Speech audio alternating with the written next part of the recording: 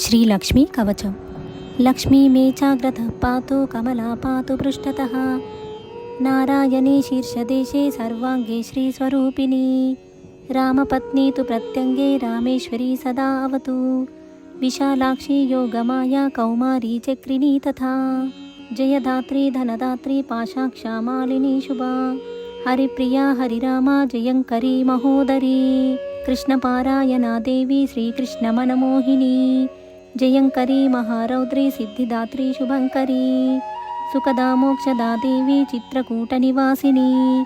भयं हरतु भक्तानां भवबन्धं विमुञ्चतु।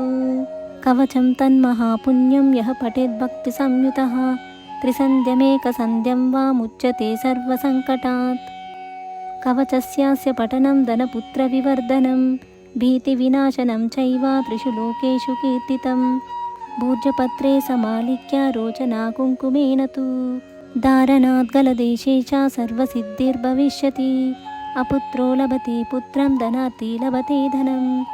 मोक्षार्थी मोक्षमाप्नोति कवचस्य प्रसादतः, गर्भिणी लभते पुत्रं वन्द्या च गर्भिणी भवेत्, धारयेद्यति कण्ठे च अथवा वामबाहुके, यः पठेन्नियतो भक्त्या स एव विष्णुवद्भवेत्, मृत्युव्याधिभयं तस्य नास्ति किञ्चिन्महीतले, पठेद्वा पाठयेद्वापि शृणुयात् श्रावयेदपि, सर्वपापविमुक्तस्तु लभते परमां गतिं, सङ्कटे विपदे घोरे तथा च गहने वने, राजद्वारे च नौकायां तथा चारणमध्यतः, पठनाद्धारणादस्य जयमाप्नोति निश्चितम्, अपुत्रा च तथा वन्द्या त्रिपक्षं शृणुयाद्यति, सुपुत्रं लभते सा तु दीर्घायुष्कं यशस्विनं, शृणुयाद्यः शुद्धबुद्ध्या द्वौ मासौ विप्रवक्त्रतः, सर्वान् काममवाप्नोति सर्वबन्धाद् विमुच्यते, मृतवत्सा जीववत्सा त्रिमासं श्रवणं यदि, रोगी रोगाद् विमुच्येत पठनान्मासमध्यतः, लिखित्वा भूर्जपत्रे च अथवा ताडपत्रके, स्थापयेन्नियतं गेहे नाग्निचौरभयं क्वचित्,